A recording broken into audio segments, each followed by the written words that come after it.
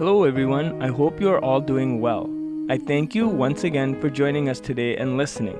I have a few different stories, and there is a disturbing trend in Pakistan as the acts of violence and persecution are increasing against Christians and other minorities. Usually, with the passage of time, one would think that incidents like this would decrease over time. But this is not the case in Pakistan. So, without further ado, let's get started. Human Rights Focus Pakistan condemns the threats, hatred against minorities, abductions, forced conversions, forced marriages of minority girls, false accusations of blasphemy, and victimization of minorities due to their religion and beliefs. Human Rights Focus Pakistan is highly concerned about the victimization of minorities and the growing incidents that are quite alarming. The abductions of minority girls are one of the major incidents of victimizations against minorities. The most recent case is of Muqaddas Anwar. She is 22 years old. Muqaddas is a Christian girl resident of the district of Faisalabad, and she was kidnapped on August 11, 2022 by a Muslim co-worker named Zahir Ilyas. This was the last time Muqaddas was seen by her family. She was not allowed to come to the court hearing, and she was not questioned by the police because her kidnapper did not allow her to do so.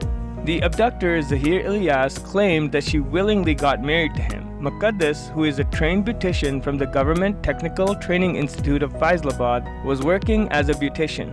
She was abducted when she went to Air Avenue colony of Faisalabad for work, and she did not return home that day. Ilyas Masih, her brother, started searching for Muqaddas with his family. He tried to call her on her cell phone, but her phone was switched off.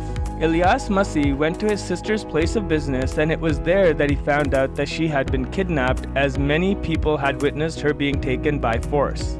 After Ilyas Masih found out that his sister had been abducted, he went straight to the police to have a case registered against Zahir Ilyas, as witnesses had identified him as the kidnapper. But the police registered a case against an unknown person rather than the known abductor, and still the police have not taken any actions against Zahir Ilyas. The police, however, stated to the family that Muqaddas has converted to Islam and that she is married of her own free will, and therefore they are unable to do anything further. Human Rights Focus Pakistan met with the witnesses Afzal Masih and Sharafat Masih, and they are very concerned for the witnesses' safety because on October 28, 2022, the abductor Zahir Ilyas came to Afzal and Sharafat Masih and threatened them into silence. Another recent case from the district of Sialkot was presented to Human Rights Focus Pakistan about the murder of a Christian man whose name was Waris Masih, and he was murdered by his neighbors Muhammad Abid and his wife Samra on October 8, 2022. Waris Masih was murdered because of hatred and revenge, and this hatred and revenge was based on a religious basis. Muhammad Abid with his wife Samra killed Waris Masih when he was on his way to the hospital in Qilla Ahmedabad. Shabnam, the wife of Waris, with her brother-in-law Javed Masih, went to search for her husband after he did not return home. She ended up finding her husband's dead body at Gandawali Road. This is where Muhammad Abid and his wife Samra and two unknown accomplices were seen. Samra and Abid tried to tell Shabnam and Javed that the two unknown men took Waris to the field and killed him. But in fact, Muhammad and Samra were actually involved in the murder of Waris Masih. Shabnam, Javed, and his brother Pervez Masih went to the police station and registered a first information report. The police have registered a case against unknowns rather than the known perpetrators. This was after proving through medical legal examination and through other evidence. Shabnam, Javed, and Pervez Masih told Human Rights Focus Pakistan team during their visit that the police is favoring the murderers during their investigations. The family also shared that they visited the police station several times, but the police is continually making excuses and unwilling to do their job. Pervez Masih also shared that to build pressure to drop this case, the police have arrested his son, Sharjeel Masih, on November 12, 2022. Then, in another case, two men named Shahzad and Astifness visited the Human Rights Focus Pakistan office, and they were both sharing their story about how they faced daily threats for trying to defend and protect their homes and their two churches that the Muslims forcefully want to take possession of. Further, they also stated that their homes and churches have been in their ownership since the 1970s. But as of late, the political and religious authorities in Pakistan want to steal these homes and churches from us Christians who are their legal owners. This case is highly volatile because of the prominent Pakistani authorities that are involved along with the perpetrators who want to steal these properties that belong to the Christians of Pakistan. Naveed Walter, the president of Human Rights Focus Pakistan, said that the matter of abductions, forced conversions, and forced marriages, murders, land grabbings, and forced possession of worship places of the minorities are the types of religious persecution that the religious minorities are facing in Pakistan. Naveed Walter is demanding justice for Muqaddas Anwar and her safe return home, and for the family of deceased Waris Masih, and also ensuring that legal ownership of both churches and the Christian family homes remain with its rightful owners. These are all very recent cases, and to be honest with you all, it really breaks my heart having to speak about this and to hear about these types of atrocities being committed against Christians simply because they are Christians of Pakistan. A family's daughter was abducted, forcefully converted, and forcefully married. The family, in an attempt to seek justice, go to the police for help, and the police in Pakistan say, well, she's married now and she's a Muslim, so there's nothing really we can do. Imagine what Muqaddas is going through right now.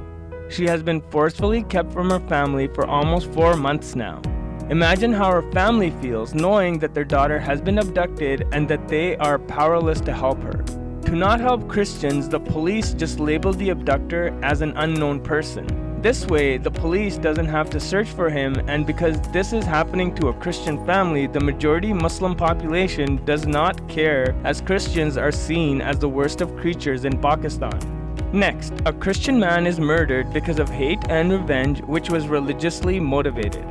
The murderers were never arrested or questioned.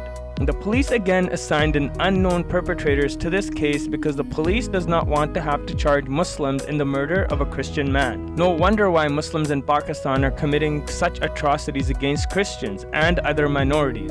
These Muslims rarely have to face justice, and the only time the Christians of Pakistan get justice is when there is international pressure or if a story goes viral. Otherwise, Christians in Pakistan rarely get justice.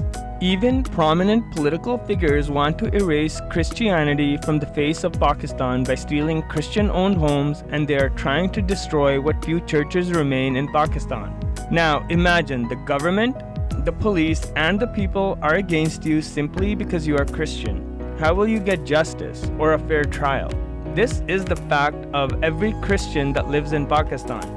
And I make these videos to shed light on what is actually happening to the Christians of Pakistan. They cannot help themselves because they cannot even get good jobs. Christians in Pakistan are mostly relegated to sewage workers, street sweepers, or other cleaning jobs, and any janitorial duty is above a Muslim, so a Christian must do it. Because in the eyes of the Muslims in Pakistan, we Christians are dirty and we can never be clean. Did you know that in Pakistan, a Christian cannot become a prime minister? If a Christian wanted to become a prime minister, he or she would first have to reject Christianity and then convert to Islam. See how tolerant and fair Muslims are to the minorities? Now, if a Western country made a law that said, for instance, in the US, that only Christians can become the president, what do you think the Muslim population would do in America? Well, what they would do is what would be allowed to every citizen under the Constitution. But if Christians in Pakistan tried to have this law overturned, they would be killed or put in prison for life. I can go on and on about the differences about how Western countries treats its citizens as opposed to how Pakistan treats its citizens, simply based on a religious difference. I hope those of you that have not subscribed will do so and help us spread these stories throughout social media. And one day, I would personally like to go to Pakistan and see if we cannot help some of these families personally. That is my dream anyway. Thank you for listening, everyone, and I would humbly ask that you all pray for your brothers and sisters in Pakistan. Thank you, and may the peace of Christ be with you all. Amen.